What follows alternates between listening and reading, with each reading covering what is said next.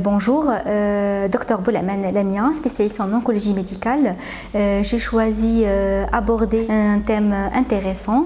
qui est le cancer de l'estomac. En effet, le cancer de l'estomac, il occupe la deuxième localisation digestive après le cancer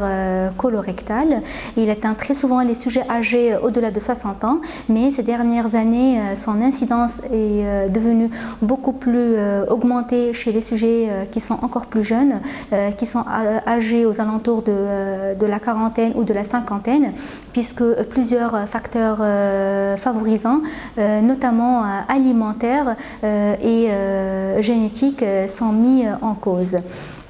Donc, plusieurs facteurs de risque interviennent dans l'apparition du cancer de l'estomac, notamment l'infection à l'Helicobacter pylori en premier lieu, qui est responsable de 50% des cancers de l'estomac, puisque cette infection est responsable de l'apparition de lésions précancéreuses, notamment la gastrite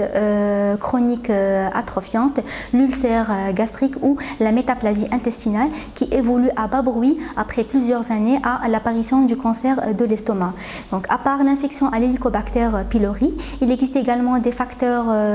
favorisants, notamment alimentaires, tels que la consommation des aliments fumés, les aliments salés ou bien les saumurés. Donc, il existe également des facteurs génétiques qui sont dus à des mutations génétiques qui peuvent être associées à l'apparition de ce cancer de l'estomac chez la même famille, chez les apparentés au premier ou au deuxième degré. Donc, les symptômes d'apparition de ce cancer de l'estomac sont nombreux et différents. Donc, la découverte peut être soit fortuite à l'occasion d'une fibroscopie œsogastro-duodénale ou bien à l'occasion de l'apparition de symptômes digestifs, notamment de douleurs épigastriques à ce niveau-là, ou bien d'une dysphagie, c'est-à-dire d'une difficulté à avaler les aliments, ou bien d'un reflux acide après l'alimentation, ou bien tout simplement à l'occasion d'une perte de poids avec perte d'appétit. Ça représente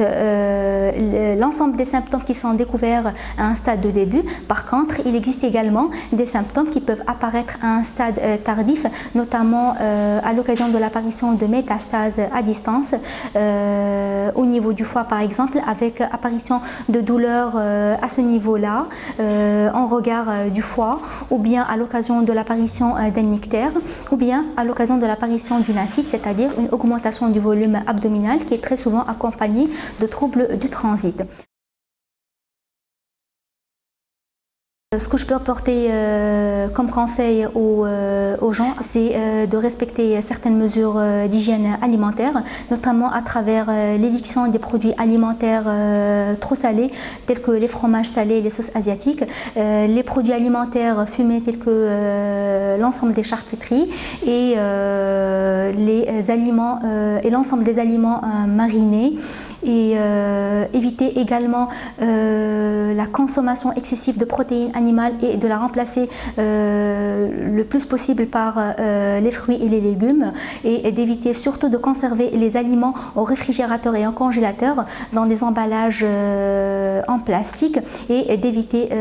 également la cuisson au micro-ondes.